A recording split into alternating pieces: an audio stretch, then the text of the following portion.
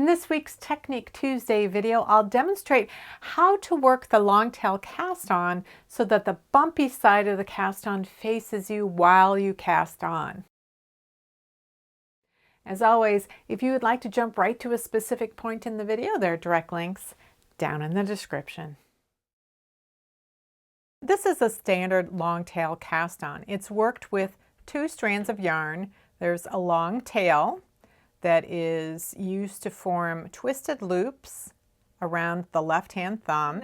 As soon as a twisted loop is formed, the needle is inserted, and this twisted loop is knitted using the working yarn. There are 2 ways you can do this. You can either hold both yarns in your left hand so that the tail is hanging over your thumb and the working yarn is hanging over your index finger.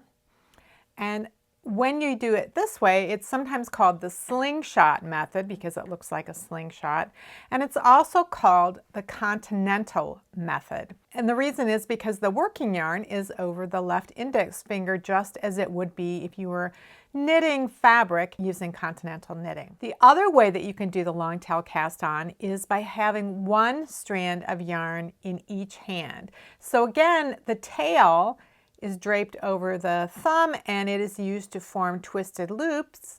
The needle is inserted, and this time the yarn is wrapped around the needle just as you would wrap it as if you were knitting, and then you pull the needle back through that thumb loop, release it, let it go.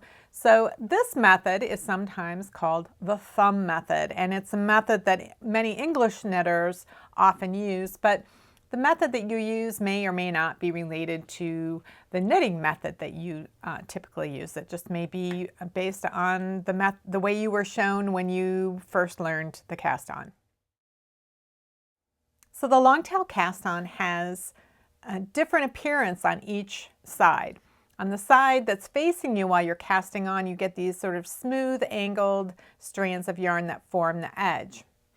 But on the back side, you see purl bumps, and those are the result of knitting those twisted loops that form the edge. So these are twisted loops that you can see from the front, but from the back you see the heads of those twisted loops forming purl bumps on the back side. So when you are working in the round, the right side always faces you. So if you're casting on using the standard method and you have this smooth side facing you, when you join in the round, that smooth side will always be facing you, will always be facing to the right side of the work. But if you're working flat, the first row that you work is going to be with this bumpy side facing you. And so all of the odd rows, the 1st, 3rd, 5th, etc. rows are going to have this bumpy side facing you.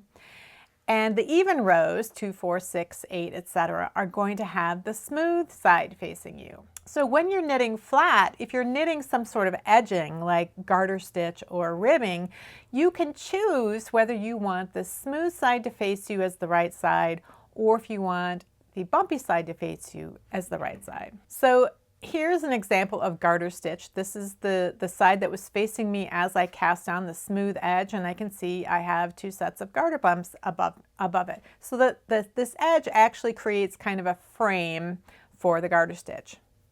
On the back side though, what you see is that you have garter stitch ridges that go to the very edge. In fact, it doesn't even look like there is an edge, it just looks like the garter stitch goes all the way down to the bottom of the fabric. So some knitters prefer that when they are working a garter stitch edging, that the bumpy side is the right side, if there is a right side to the work, where other knitters might prefer to have this smooth side. So there's no right or wrong way of doing it.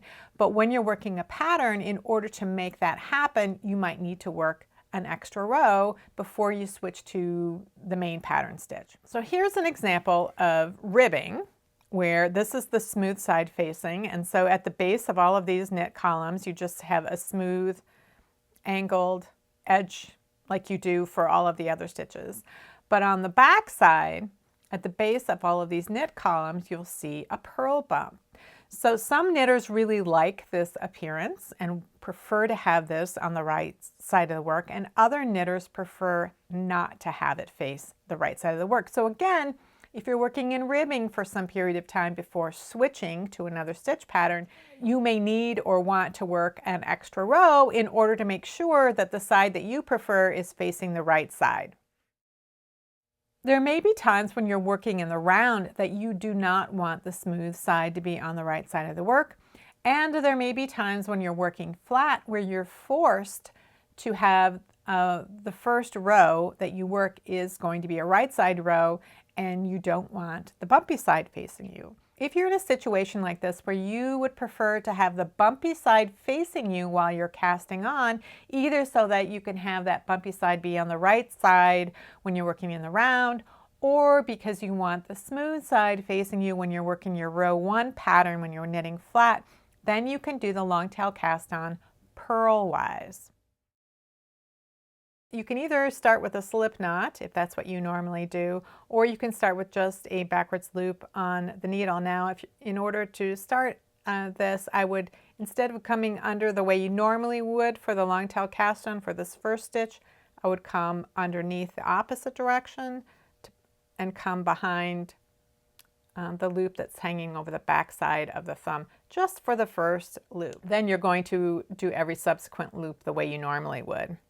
But this allows the twisted loop on the needle to be formed so that you can bring the working yarn to the front just like you would for a regular purl, and that twisted and this loop will stay on the needle. And now, instead of inserting through the front like you would if you were going to do a normal cast on and knit it, you're going to come through the back of the loop that's hanging over the front of your thumb. So you're just coming through here, you're going to purl, and then you're going to bring the needle back through the loop and tighten the loop. So again, you come through from behind, you work a purl stitch, let the needle come back through the loop, and then tighten it. So you're just purling through these backwards loops rather than knitting through them. You can see I've got purl bumps on the front, and on the back, I have those that smooth side facing me. If you normally do the long tail cast on with both strands over fingers of your left hand like this, with the tail hanging in front, we're going to reverse that in order to cast on purlwise. We're going to place the tail yarn over the back of the index finger and the working yarn over the front of the thumb, and then clasp it. Again, you can either start with a slip knot, or you can start with a twisted loop just by twisting the needle around like this. So now what we have, the working yarn for purl has to be in front of the work, and so we've had our working yarn in front of us, and the twisted loop is going to be formed over the index finger. So we're going to point our finger toward us and then grab the yarn from behind on the back side of the index finger. We're going to pick the yarn just like for purling and pull it through the index finger loop and then tighten it. So once again, we turn, so we're grabbing the yarn from behind, so we've got the twisted loop forming on the index finger, and then we grab the yarn as for purl and pulling it through.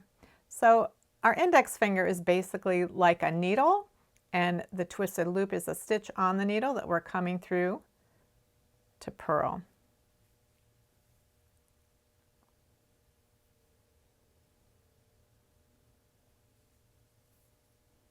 So you're coming in from behind, so you have that twisted loop.